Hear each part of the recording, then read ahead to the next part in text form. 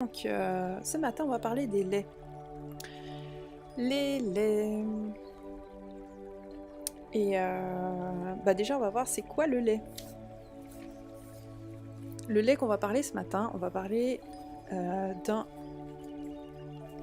liquide biologique et comestible blanchâtre, produite par les glandes mammaires des mammifères, femelles bien sûr. Seule source de nutriments pour les jeunes mammifères. Il porte les anticorps de la mère, très intéressant. Il est produit dès la fin de la gestation de la progéniture, donc dès que le bébé sort du ventre de la mère ou de la femelle. Et on utilisait déjà les laits des animaux. On a retrouvé ça moins 7000 à 9000 ans avant Jésus-Christ. Donc le lait est quand même quelque chose qui de tout temps a fait partie de notre nourriture. Mais attention, on va voir, est-ce qu'aujourd'hui on boit encore vraiment du lait? C'est ça la question. Et je fais des bêtises. Oui, le lait contient des glucides, du sucre donc. Environ 50 grammes de sucre par litre de lait. Il faut quand même le savoir. Et le principal sucre du lait est le lactose. Pourquoi? Ça s'est éteint là. Il n'aime pas que je travaille. Et c'est le lactose qui nous pose souvent problème, dont l'intolérance. Et là, on va parler de l'intolérance. L'intolérance, c'est quand vous n'arrivez pas à séparer le lactose. Vous voyez la molécule de lactose. Il nous faut une enzyme, la lactase, pour séparer le glucose et le galactose, afin que ça puisse être digéré. Et si on n'a pas assez de lactase en nous, qu'est-ce qui se passe?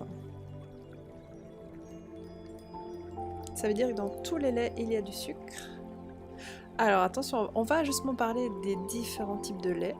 Mais oui, le lait c'est du sucre. Mais c'est pas du sucre rapide. Enfin, c'est pas du sucre ajouté. Voilà, on va dire ça comme ça. C'est du sucre, mais c'est pas du sucre rajouté comme tu vas trouver du sucre rajouté dans des choses. Il y a beaucoup de choses qui contiennent du sucre, les pâtes, le riz, enfin voilà, on mange, tous les jours on mange du sucre, on a besoin de sucre, mais du sucre glucide, pas du sucre rapide, rajouté, machin. Je me suis trompée, c'est pas celui-là. Hop. Voilà, pour être digéré, le lactose doit être digéré dans l'intestin grâce à une enzyme, la lactase, qui permet d'obtenir du glucose et du galactose, qui peut être assimilé après par l'organisme, parce qu'on a besoin. Quand tu réfléchis beaucoup, tu fais des jeux, tu streams, tu fais des jeux vidéo, n'importe quoi. Ton cerveau, il a besoin de glucides, vraiment. Cette enzyme présente en grande quantité durant l'enfance, puisque le bébé en général, il est allaité, diminue avec l'âge. Lorsque cette enzyme n'est plus présente en quantité suffisante, eh bien le lactose n'est plus digéré et entraîne l'apparition de troubles digestifs. Aïe aïe aïe, ça fait mal, des crampes, des ballonnements, des douleurs, de la diarrhée même. Et oui, on y arrive. Les sujets bien intéressants, c'est l'intolérance au lactose. Et je sais pas, c'était pas écrit là, mais est-ce que j'avais noté ça?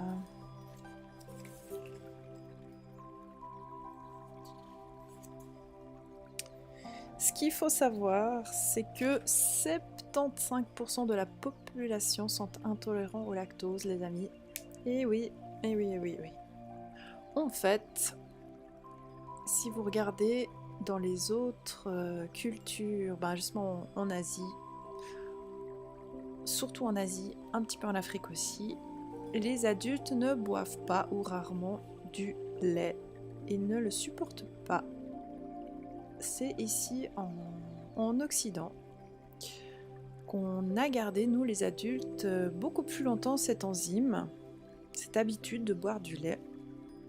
Mais on voit que de plus en plus, les adultes aussi, en Occident, ne peuvent plus boire de lait.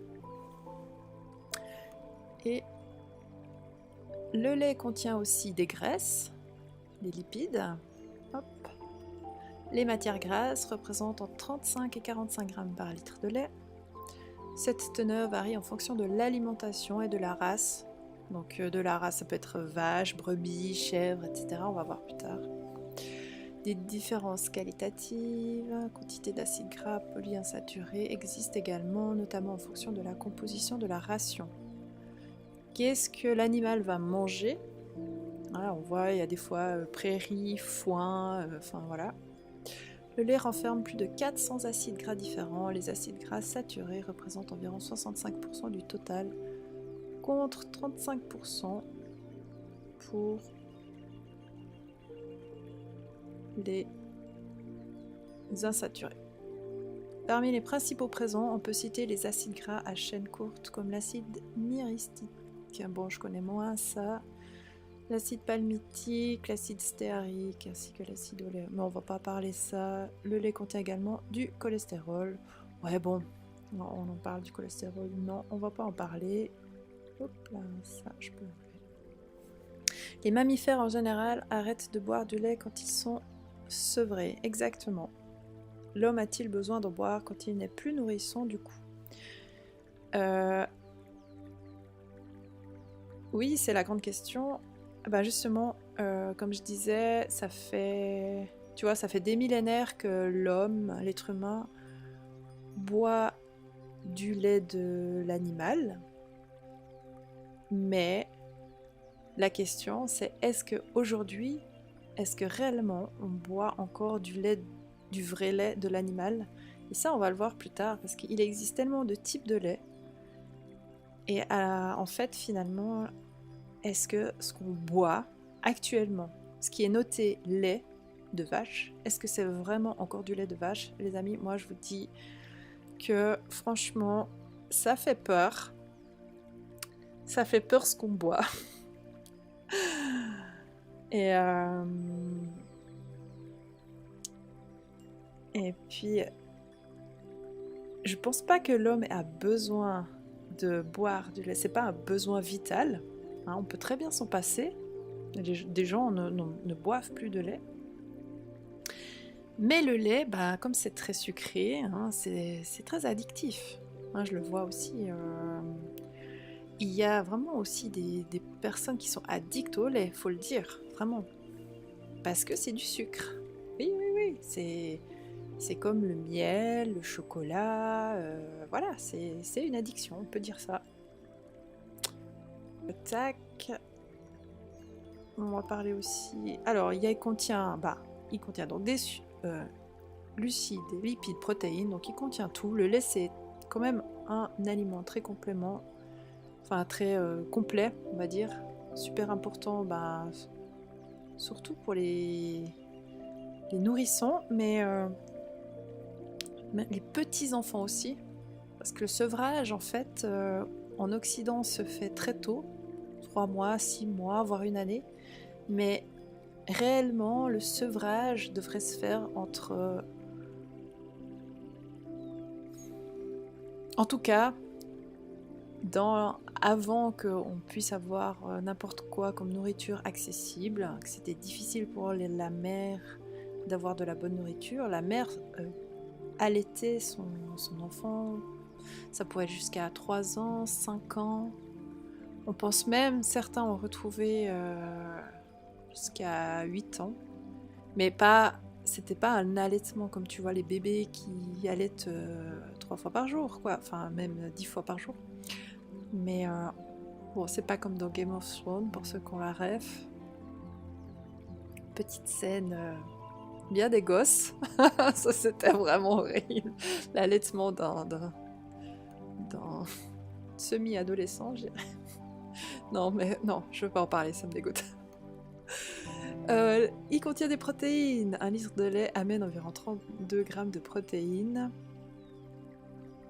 Caséine, protéines de sérum et les enzymes, très importantes.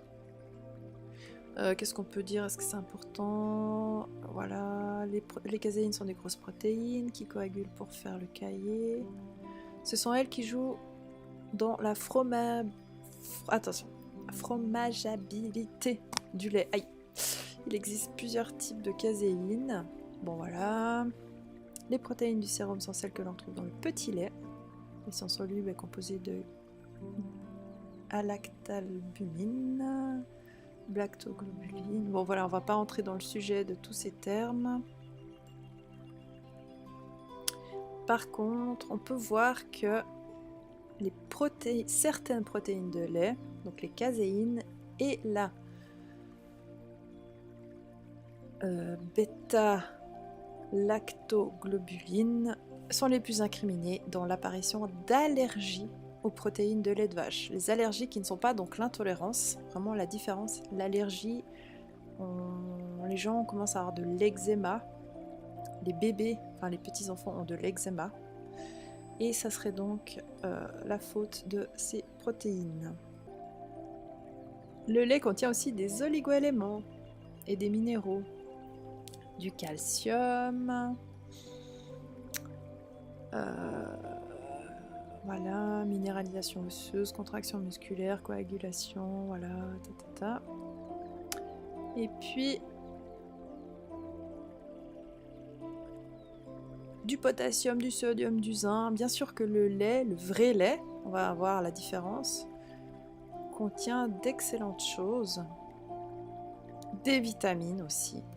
Le lait contient des vitamines hydrosolubles B, C, A, D. On retrouve notamment de la vitamine B1 et de la vitamine B12 qui forment les globules rouges, le système nerveux, etc. La quantité de vitamines liposolubles est directement liée à la quantité de matière grasse. Donc la matière grasse, vous verrez qu'on peut modifier dans les laits. La vitamine A intervient notamment dans la vision et la peau. La vitamine D participe à la construction osseuse et la bonne santé et la bonne immunité. Voilà, ça c'était la première partie que je voulais voir avec vous. Le lait, qu'est-ce que c'est? Donc ça contient vraiment tout ce qu'il faut pour une bonne alimentation, donc complémentaire. C'est pour ça que les bébés boivent ça et les petits-enfants boivent ça. Et après, nous les adultes, on peut en boire avec modération. Mais lesquels on va boire? Lesquels boire? La deuxième chose que je voulais voir avec vous, là, c'était justement la différence entre allergie et intolérance. Donc vous avez pu le voir, l'allergie, c'est vraiment qu'on a... c'était dans l'autre, je crois, mais c'était juste en dessus. Ouais, c'était dans l'autre. On ne supporte pas certaines protéines qui sont dans le lait, qui va donner souvent de l'eczéma. Alors que l'intolérance, c'est un manque d'enzymes. On a vu sur la première image. C'est un manque d'enzymes qui... Attends, je peux la reprendre celle-là? Parce que moi j'ai mis mes petites feuilles. Ah oui, voilà.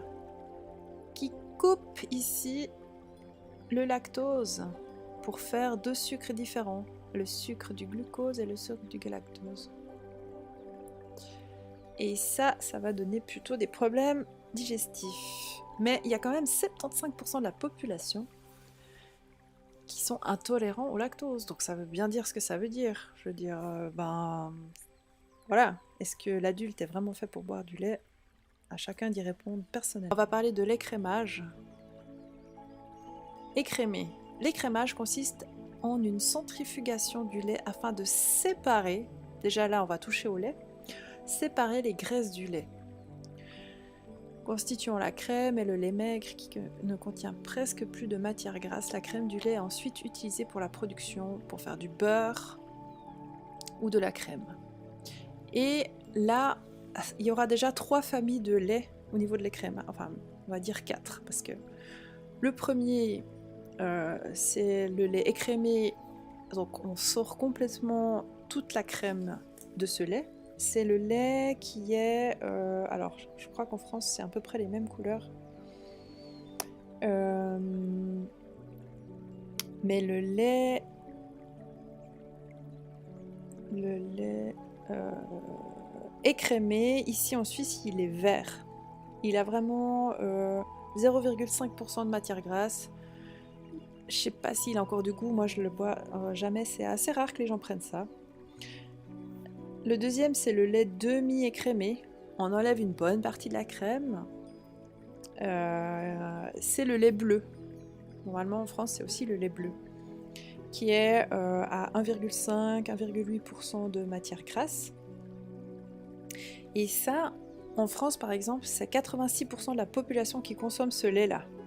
Il faut savoir que c'est très, très intéressant. En Suisse aussi, on est un peu à 70% à peu près. Et puis le lait entier.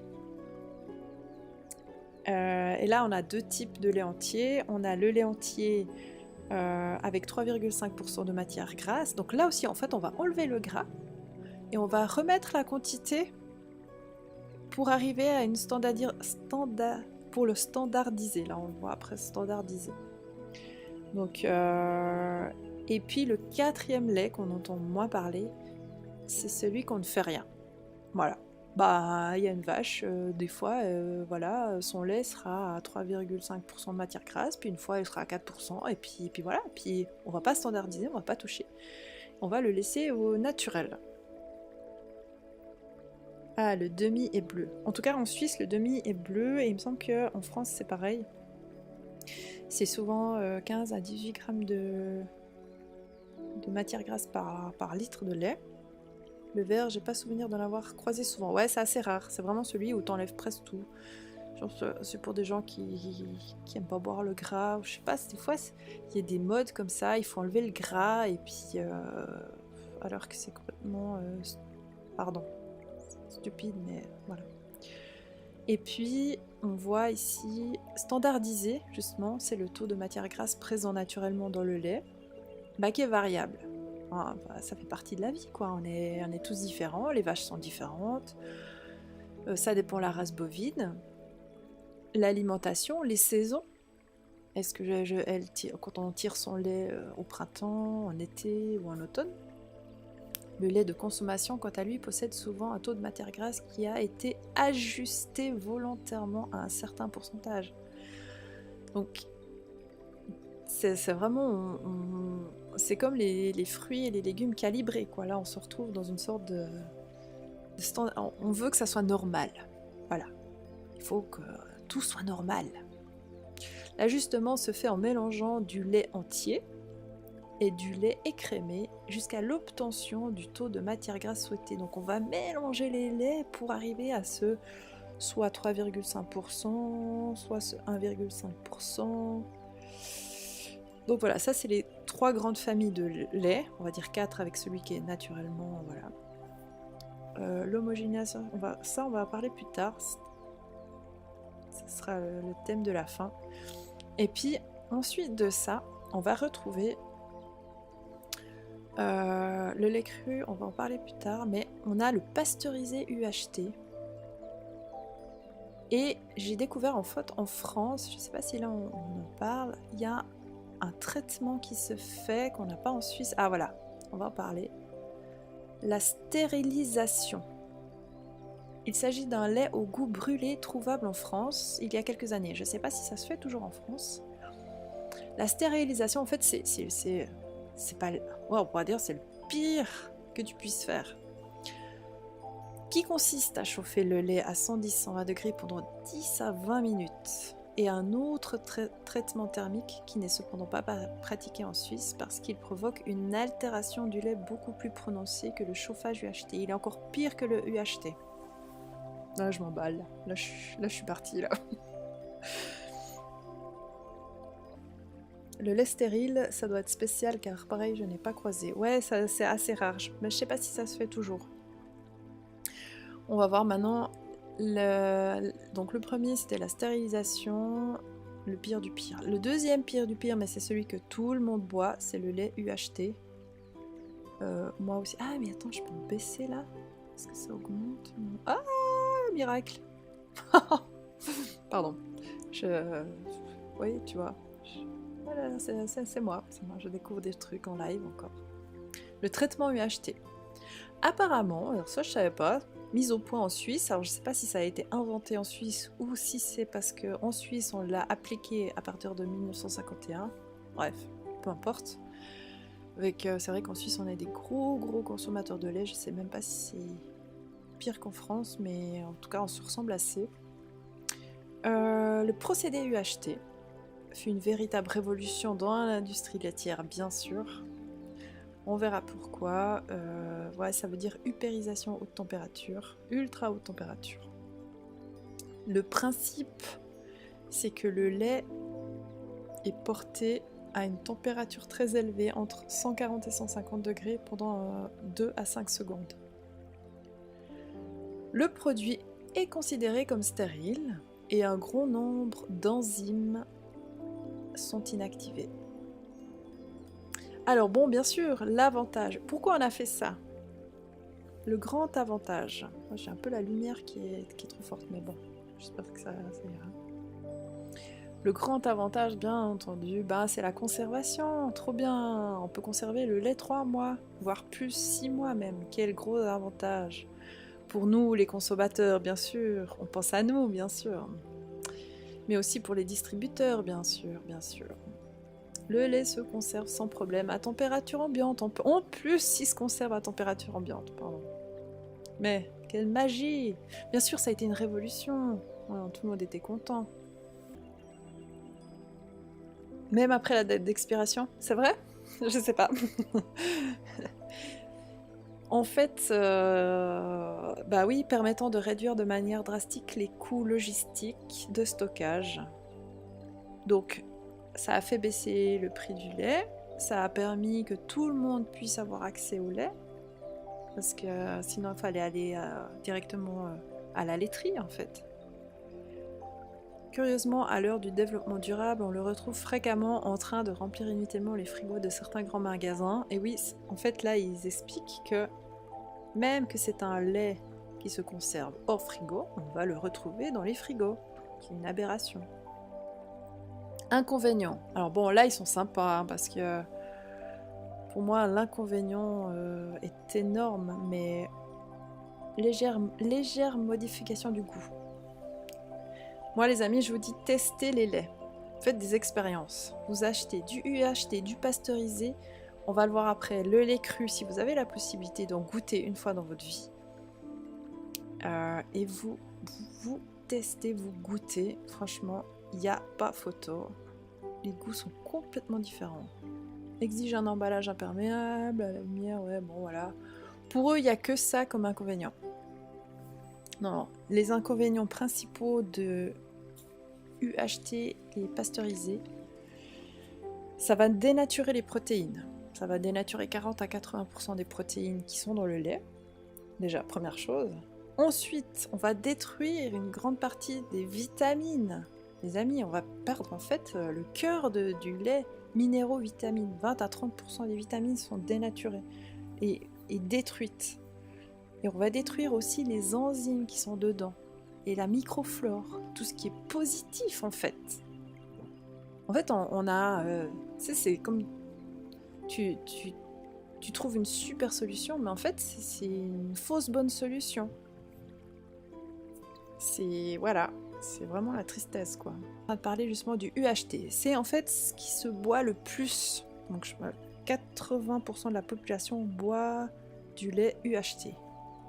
Mais est-ce que c'est vraiment encore du lait, les amis? Alors, le côté positif, c'est qu'on peut le garder pendant 3 mois, 6 mois. Super, super, on a économisé de l'argent au niveau de la distribution.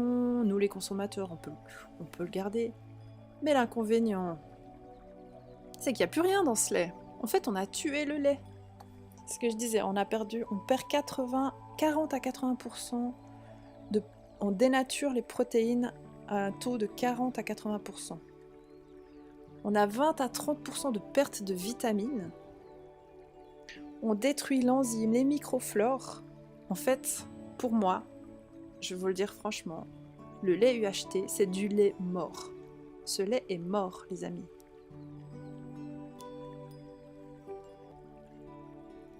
Et puis, donc on parlait du traitement UHT, on a le deuxième traitement. Attends, il est un peu plus haut. Ah, il y en a même... Et là, j'ai découvert, il y a la pasteurisation et la pasteurisation haute. Attention, alors ça c'est nouveau. La pasteurisation haute, elle est à mi-chemin entre la pasteurisation classique et le traitement UHT. Je crois que c'est assez récent, ça. C'est... De nouveau, tu chauffes le lait 85-134 degrés. Ça détruit la quasi-totalité des germes. Ouais, super. Bah, l'avantage de nouveau, c'est la conservation. Là, par exemple, entre 21 et 30 jours. L'inconvénient, c'est que la durée de conservation est moins longue. Bon, je ne vais pas rentrer dans ce détail-là parce que ça m'agace un petit peu. Mais voilà. Ce qu'il faut savoir, c'est que de nouveau, tu vas perdre tu vas dénaturer les protéines, tu vas perdre des vitamines, tu vas perdre les enzymes, la microflore. En fait, tu vas tuer de nouveau le lait. Et puis, celle qu'on a l'habitude de voir dans les magasins, c'est la pasteurisation. C'est celui qui est aussi le... Alors, le UHT est le plus bu. Ensuite, c'est le pasteurisé. La pasteurisation, c'est le traitement thermique du lait qui est plus doux. Voilà, là, on commence un peu à être plus sympa avec lui. On chauffe le lait à une température entre 72 et 85 degrés pendant 15 secondes. Puis on le refroidit immédiatement, attention. Ce traitement doux permet d'éliminer toutes les éventuelles bactéries pathogènes. Ok. Mais il supprime aussi une partie de la flore normale et les enzymes actives. De nouveau, voilà, c'est pas top. Mais voilà, c'est le moins pire du mieux. Revenons à la pasteurisation. Pour eux, tu vois, là ça me fait rire, mais pour moi c'est triste, tu vois. Ils disent l'inconvénient, une partie des enzymes et de la microflore va continuer la dégradation progressive du lait, entraînant une conservation plus courte que pour d'autres traitements thermiques plus violents. Pour eux, pour moi, c'est un avantage. Alors oui, c'est un inconvénient au niveau de la conservation, mais c'est un avantage. Ça veut dire que ton lait là, il est vivant, il vit encore, il a des enzymes, il a la microflore. Là, tu rentres dans quelque chose qui est intéressant. Alors oui, certes, tu vas pouvoir le conserver entre 7 et 10 jours dans le frigo. Et une fois que tu l'as ouvert, il faut le consommer rapidement. Mais là, je me dis, tiens, ça c'est vivant, tu vois. Parce que ce qui est vivant peut mourir. Ce qui est mort. Tu peux pas le tuer, encore plus. Enfin, je veux dire, le lait mort, tu le poses, c'est une brique, tac. Dans 6 mois, 12 mois, tu peux l'ouvrir, tu le bois. De toute façon, il est mort. Il va pas mourir. Est-ce que j'ai envie de boire quelque chose de vivant pour me sentir vivant, ou est-ce que j'ai envie de boire quelque chose de mort? Peut-être ça amène la mort aussi. C'est ça qu'il faut qu'on réfléchisse.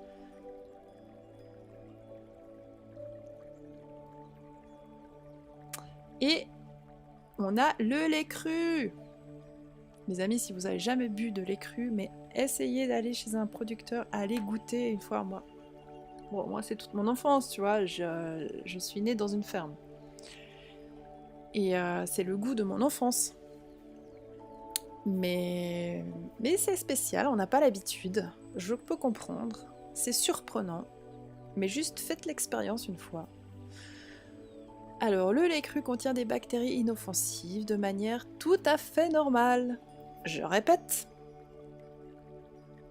Le lait cru contient des bactéries inoffensives de manière tout à fait normale. Parmi cette flore normale du lait, on trouve les fameuses bactéries lactiques qui disposent d'une utilité technologique, puisque ce sont ces souches de bactéries qui sont utilisées pour fermenter le lait et produire du yogourt, du fromage. Elles assurent aussi un certain rôle de protection du lait cru contre les bactéries pathogènes. Je répète, elles assurent aussi un certain rôle de protection du lait cru contre les bactéries pathogènes. En occupant l'espace, c'est la même chose dans notre microbiote. Il y a des bonnes bactéries, il y a des mauvaises bactéries, elles sont ensemble, on va dire comme certaines populations. Tant que tu laisses et que tu nourris les bonnes bactéries, ben, les mauvaises bactéries, elles peuvent pas prendre le dessus. Mais elles sont là. C'est pas grave. Mais si tu commences à vouloir changer des choses, tout d'un coup tu vas enlever les bonnes bactéries et qu'est-ce qui va ressortir? Ben, les mauvaises bactéries vont prendre toute la place et voilà, c'est le bordel. Le lait cru. Ces bactéries se nourrissent des sucres, des graisses et des protéines du lait pour produire des composés aromatiques complexes et des acides, ce qui est recherché dans la production de fromage et de yaourt. Tiens, est-ce qu'il y aurait du goût dans le lait cru? Mais oui, je vous avoue, c'est pas facile de trouver du lait cru, c'est pas facile d'en boire. Moi, je bois très peu de lait. Je vous le dis, voilà, je vous le cache pas. Mais mes enfants, ils en boivent beaucoup. Je peux pas acheter tout le temps du lait cru, c'est pas possible parce que je dois aller au marché et c'est rare d'en trouver. Alors voilà, je prends du lait pasteurisé. Mais franchement, le lait cru, c'est vraiment, c'est la vie, quoi. Elle transforme donc le lait ou le dégrade lorsqu'on ne le maîtrise pas, ce que l'on recherche à éviter pour le lait de consommation qui doit rester le plus proche des caractéristiques initiales du lait frais. Le lait contient également lui-même une multitude d'enzymes qui font qu'il pourra s'auto-dégrader rapidement. Oui, il va s'auto-dégrader parce qu'il est vivant. Les enzymes, c'est la vie. Les divers traitements à la chaleur ont en commun de fonctions indispensables, voilà, garantir la sécurité en tuant par la chaleur des agents pathogènes. Ça, c'est parce qu'il y a eu des cas, mais nos ancêtres ont de tout temps bu du lait cru. Et oui, de temps en temps, il se passait des choses, mais je veux dire, si tout est bien fait, voilà, le risque est là, mais le risque, voilà, de nouveau, on veut vivre dans un monde où il y a risque 0%. C'est comme ça, hein. On est dans une société où on veut tout contrôler. Et bien sûr, il prolonge la durée de conservation, mais il détruit les enzymes et la microflore. Et oui, c'est la triste réalité, les amis. Du coup, c'est lequel qui se rapproche plus du lait cru, genre dans les grandes surfaces? Celui qui se rapproche le plus, c'est le lait pasteurisé que tu vas retrouver dans les frigos. Attention, parce qu'on a vu tout à l'heure que certains laits UHT se retrouvent dans les frigos alors qu'ils ne devraient pas être dans les frigos, puisqu'ils n'ont pas besoin d'être dans les frigos. Donc il faut vraiment que ça soit écrit pasteurisé. C'est le moins pire du mieux, on va dire. Moi, c'est celui que voilà, j'achète le plus souvent. Et puis, il se conserve entre 7 et 10 jours. Mais déjà, il a du meilleur goût. Et après, ça sera le lait entier. Mais on va voir que j'ai découvert aussi un autre lait. Bah ça, donc on a vu lait entier, lait demi-écrémé, lait complètement écrémé, on enlève la crème. Après, on travaille sur les laits. Donc on a la stérilisation, le UHT, pasteurisation haute, pasteurisation et crue. Mais, on va parler d'un procédé, les amis, et là vous allez comprendre pourquoi on a des problèmes aussi au niveau de nos intestins à force de boire du lait. Et oui, et oui. Homogénéisé. Là, on va le lire là sur le... C'est assez neutre, mais après on va voir, ça explique comment ça se passe. Homogénéisé. Les globules gras du lait ont naturellement tendance à remonter en surface pour former une couche crémeuse, flottant sur la face plus maigre du lait. Cette propriété de la graisse pose problème dans le cas du lait de consommation. Oh oui, bah oui, la graisse flotterait dans le verre du pauvre consommateur. Oh non, il resterait collé à la paroi de la brique de lait. Oh, bah ouais, ça serait dommage. Non, je suis très très très remontée là, je suis désolée. Je pensais pas que ça me toucherait comme ça à ce point, mais... Le procédé d'homogénéisation... On a trouvé une solution, les amis! consiste à faire éclater les globules de matière grasse en fines particules. Pour cela, on fait passer le lait au travers d'une buse avec une pression à 100 bars. Allez, on y va, on va l'éclater ce lait. Pour le lait destiné à la pasteurisation. Mais attention, on peut même aller jusqu'à 250 bars pour le lait destiné au chauffage à ultra haute température. Alors là, on va l'éclater les gars, il n'y a plus rien qui va rester. La température et la pression déterminent la taille des globules gras résultant de ce traitement. Celle-ci ne remonte ainsi pas à la surface, mais se répartit. C'est beau, la magie. De façon homogène dans la phase aqueuse du lait. Ce qui empêche la séparation de la crème, même après un entreposage de plusieurs jours. Ah, c'est génial, la magie! C'est la magie, les amis! Vous mangez trop de yogourt, je sais pas si c'est bon, on va faire péter la baraque. Et on va voir tout ça maintenant. Hop! Et maintenant, on va voir, mais c'est quoi ce processus d'homogénéisation? J'ai essayé de chercher, d'ailleurs en faisant cette préparation de stream, j'ai essayé de chercher un lait. J'éclate du lait. Ouais, c'est ça. C'est quoi ton métier? J'éclate le lait toute la journée. Trop bien. J'ai essayé de chercher du lait non homogénéisé. Eh bien, c'est méga difficile, les amis, c'est méga difficile. J'espère pouvoir une fois en trouver, parce que j'aimerais vraiment le goûter.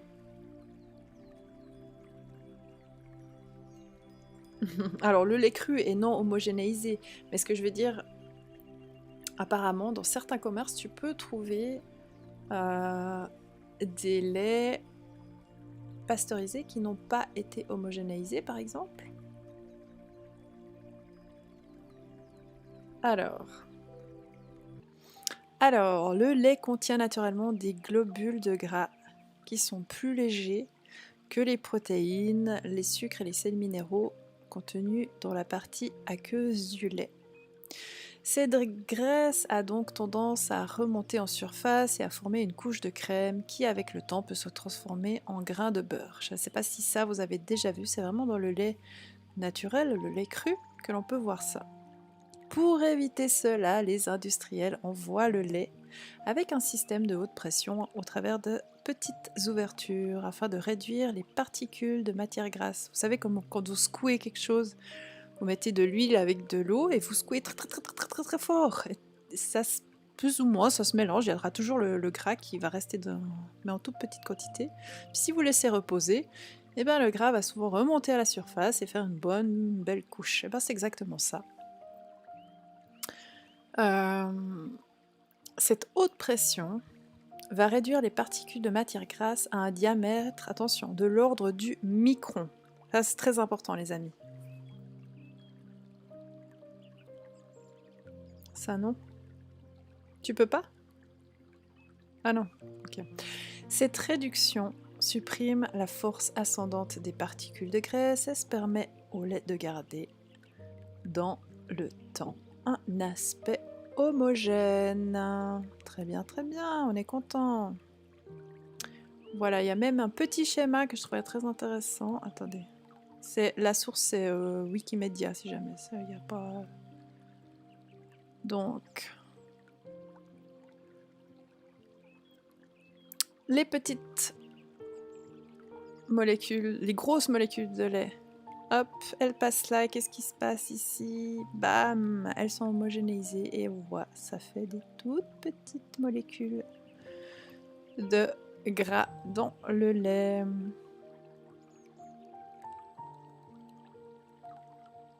Mais les amis, il y a toujours une conséquence de ce qu'on fait.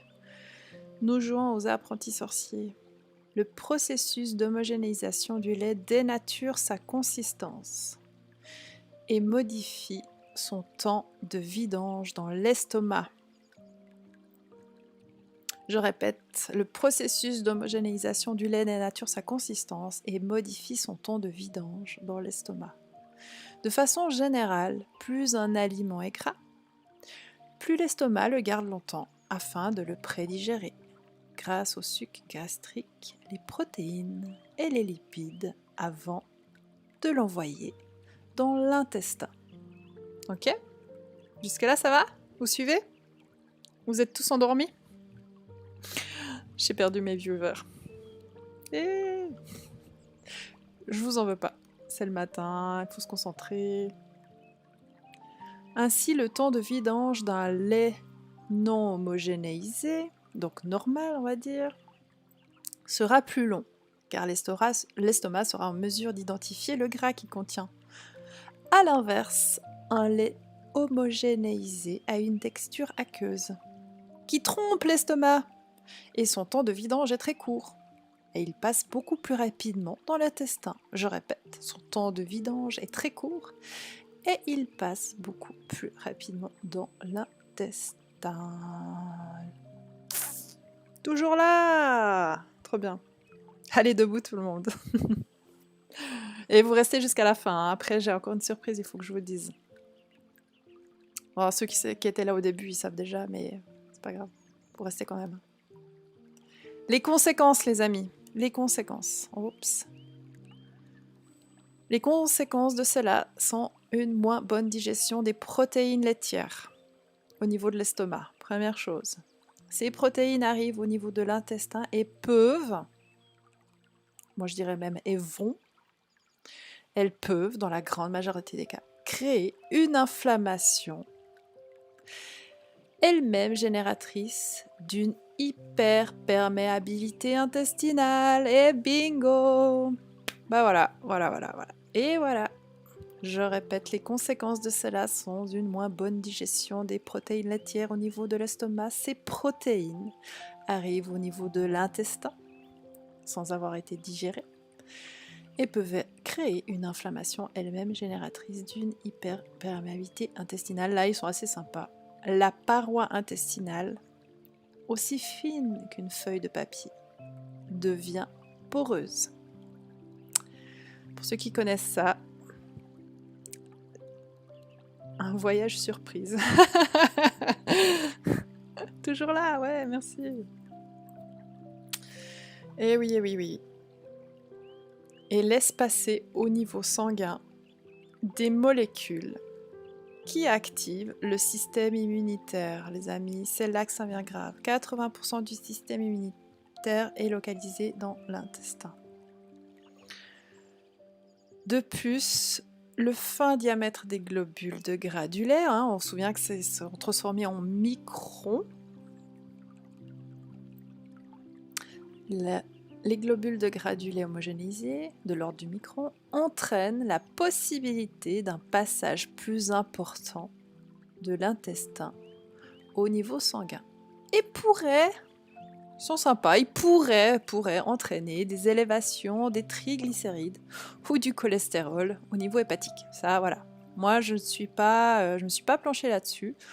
Donc, on va rester aussi... ça pourrait être un thème de voir ça plus en détail.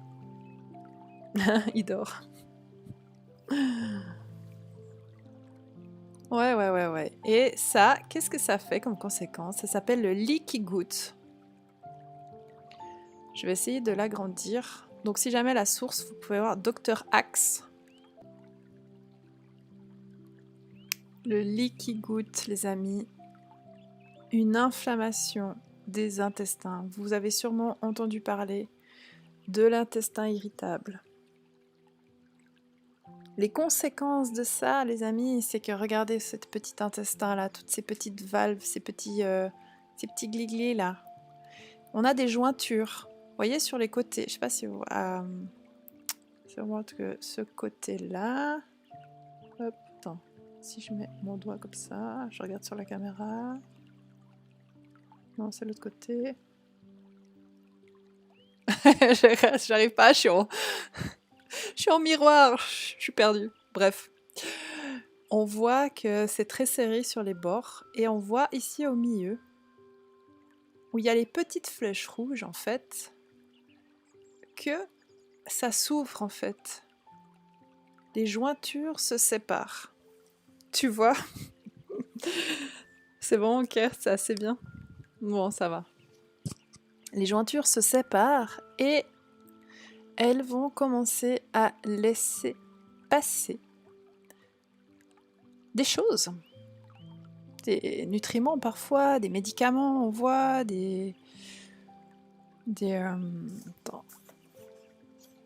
des choses qu'elles devraient pas, qui devraient pas passer. Notre barrière intestinale, qu'est-ce qu'ils disent là? Des toxines, des particules de nourriture, de la drogue, enfin des médicaments, des pathogènes aussi, qui passent au travers de notre barrière intestinale. Et la conséquence, c'est qu'on va retrouver dans notre sang des choses qui ne devraient pas y être. Et notre système immunitaire, il vient fou. Il vient complètement zinzin. Il se dit, hé les gars, là, mais qu'est-ce qui se passe là? Alors, on va commencer à avoir des symptômes auto-immunes, d'inflammation, d'allergie, d'eczéma. Et on voit là, en fait, par exemple, les sinus tout le temps bouchés. Vous avez les sinus tout le temps bouchés? On va regarder ensemble, je veux dire, si cela vous intéresse, vous pouvez aller voir un nutritionniste, une nutritionniste, et vous allez pouvoir diminuer, voire complètement enlever le fait d'avoir tout le temps les sinus bouchés. Avoir les sinus bouchés, ce n'est pas normal. La thyroïde, des problèmes de thyroïde. Et moi, j'ai une hypothyroïdie que j'ai toujours dit à mon médecin, un jour, je n'aurai plus ce problème-là. Je suis en train de travailler là-dessus, avec justement la nourriture, et je vois que ça s'améliore. Ce n'est pas encore de la guérison, parce que je ne parle jamais de guérison, mais d'amélioration. Mais, par exemple aussi, les allergies, j'ai retrouvé un message où j'écrivais à une amie, j'en peux plus de ces allergies, je prends double dose de médicaments parce que je prends 2 médicaments complètement différents parce que ces pollens, je n'en peux plus, je n'arrive plus. Et j'ai écrit ce message il y a 7 ans en arrière que j'ai retrouvé dans mes mails. J'ai retrouvé ça hier, quoi. J'étais là, oh. Et là, les amis, cette année, j'ai eu des allergies un tout petit peu légèrement au mois de janvier, et là, au mois d'avril, je n'ai rien eu. Oui, j'ai éternué 3 fois. Et je me dis, waouh, trop bien. Ce que j'ai mis en place là, ce que j'ai mis en place depuis 7 ans, commence enfin à faire des résultats, à avoir des effets. Alors, je prends tout ça avec des pincettes parce que on est dans une société où, voilà, ce qui est acquis n'est pas forcément acquis à vie. Il faut vraiment, voilà. Et je me dis, bah oui, c'est ma sensibilité, les allergies, mais d'avoir pu vivre ce printemps sans devoir prendre de médicaments, sans avoir le nez bouché, les yeux qui piquent. Oui, j'ai eu un petit peu les yeux qui piquent quand même. Ouais, le nez bouché, tout le temps en train de se moucher et tout ça. Mais franchement, quel bonheur! Mais quel bonheur! Mais pour moi, c'est un vrai miracle, vraiment. Et mais aussi parce que j'ai tellement vécu de choses incroyables au travers de changements alimentaires que je me dis, mais purée, mais c'est ça la solution, arrêtons de nous bourrer de médicaments. Mais c'est un processus, ça prend du temps, ça demande parfois de l'énergie, parfois on ne l'a pas. Moi, il y a eu des périodes où je ne pouvais pas changer mon alimentation, c'était pas possible, je n'avais pas l'énergie. Alors voilà, peut-être il y a des personnes, elles vont changer leur train de vie, leur alimentation en 3 mois, et elles vont voir des miracles. Mais est-ce que ça va tenir dans la durée?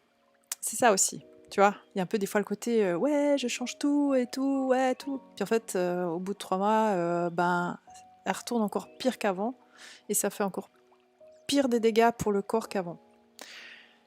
Donc voilà, moi je préfère y aller piano, tranquille, un pas après l'autre, pour que chaque changement que je fais consciemment soit un changement qui soit acquis et permanent, tu vois. Et puis bah oui, ça prend du temps. Ça a pris 7 ans là. J'espère que je pourrai dire l'année prochaine vraiment que j'ai plus d'allergie, tu vois. Vraiment. Et j'espère que dans quelques années, j'aurai plus d'hypothyroïdie. Vraiment. Enfin voilà. Bref. Bon, on va pas parler de moi, tout comme ça. Mais oui, faut aussi parler de l'expérience. Après, comme on dit aussi en médecine, c'est pas parce que quelqu'un a vécu quelque chose qu'il va en faire une science et un dogme, d'accord. En médecine, on doit toujours attendre d'avoir des procédés de contrôle en double aveugle, randomisés, etc. Qu'après les gens fassent des analyses, méta-analyses, etc. Pour prouver que oui, effectivement, au vu de la masse de personnes qui ont vécu la même chose et qui ont eu les mêmes résultats, on peut dire que faire ça, ça amène une certaine amélioration qualité de vie, voire guérison. Mais tant que ce sont que quelques personnes isolées qui parlent de leur propre témoignage, c'est très subjectif et du coup, ça n'a pas de valeur. Voilà, ça n'a pas de valeur scientifique. Voilà, juste pour que vous soyez au clair. C'est super ce que tu as fait. Oui, bah écoute, moi j'aimerais surtout encourager les gens aussi à découvrir que des fois, par petits pas, on peut avoir de grands changements. Voilà, pas après pas. Et donc voilà. Voilà. Du coup, le leaky gut, donc on l'a vu. Constipation, diarrhée, problèmes inflammatoires, fibromyalgie, rhumatoïde, arthrite rhumatoïde, tout ce qui va avec aussi, l'anxiété, la dépression, l'acné, l'eczéma, le psoriasis, et puis oui, la fatigue des reins. Moi j'ai encore cette fragilité-là, vraiment une grosse fatigue des reins au niveau de l'adrénaline. Vraiment, l'intestin, il faut en prendre soin. Malheureusement, on est dans une société où c'est difficile, car pratiquement tout ce qu'on trouve de facilement mangeable et accessible, bon pour la bouche, bon pour les papilles gustatives, eh bien, est pas bon pour notre intestin. Mais on peut remplacer certaines choses. Et puis, il faut pas se priver de tout non plus, faut pas être religieux. L'imperméabilité intestinale. En faisant passer des molécules dans le sang qui n'auraient jamais dû s'y trouver, protéines mal dégradées du lait par exemple, c'est susceptible d'entraîner un emballement du système immunitaire, c'est ce que je vous expliquais, donc apparition des maladies auto-immunes, inflammatoires, troubles articulaires, douleurs digestives, problèmes de peau, etc. Attention, l'intolérance au lactose est simplement liée à un déficit physiologique en lactase. Ça, c'est différent, on en a parlé au début. Donc, vous pouvez revoir la vidéo au début si jamais ça vous intéresse. Et je répète que 75% de la population sont intolérants au lactose. Quel lait choisir? Eh oui, on en revient toujours à la question. Quel lait choisir? En résumé, quels critères pour choisir mon lait? Alors, je trouvais assez sympa là ce qu'ils ont mis comme. Donc la source c'est santéterrevivant.fr. Privilégiez un lait issu d'une ferme proche de votre domicile qui vous permettra d'identifier l'éleveur producteur. Bah oui, si c'est possible. Allez au marché, je l'ai déjà dit, mais voilà, après c'est pas toujours possible. Qu'est-ce qu'ils nous disent encore? Préférez un lait issu de bêtes nourries majoritairement à l'herbe.